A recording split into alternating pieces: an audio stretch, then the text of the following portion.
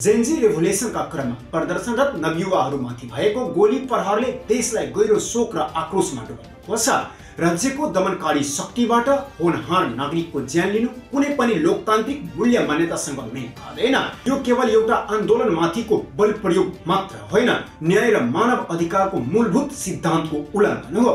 यस घटनामा तत्कालीन सरकार प्रमुख, गृह मन्त्री र गोली चलाउन आदेश दिने प्रशासनिक निकायहरूले प्रत्यक्ष वा परोक्ष जिम्मेवारी देखिन्छ।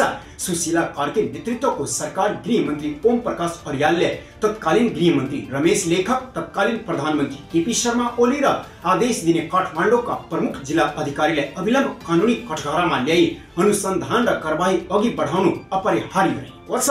राजनीतिक हैसियत वा पदले कसैलाई पनि दण्डहीनताको आड दिनु हुँदैन। साथै यस देशलाई गहिरो सङ्कटमा पार्ने अर्को प्रश्न हो भ्रष्टाचार। अकुत सम्पत्ति थुपारेर घरमा सुरक्षित राख्ने, जनताको पसिना चुस्ने र राज्यको स्रोतलाई निजी सम्पत्ति बनाउने खोज्ने प्रवृत्ति विरुद्ध अब निर्णायक कदम चाल्न ढिलाइ गर्नुहुन्न। आरजु देउवा लगायत माथि सम्पत्ति आर्जन सम्बन्धी छानबिन र कानुनी प्रक्रिया अघि बढाउनु जरुरी छ। भ्रष्टाचारको मूल्य कारणमा प्रहार नगरी जनताको विश्वास पुनर्स्थापित गर्न सकिँदैन।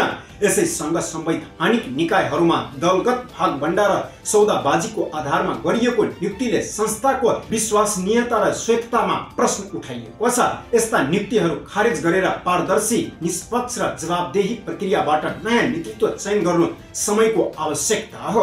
राज्यको पहिलो दायित्व नागरिकको जीवन रक्षा हो। जब राज्य नै नागरिकको जीवन सङ्कटमा पार्ने षड्यन्त्र बन्छ, तब समाजमा सुरक्षा, अविश्वास र आक्रोश बढ्छ।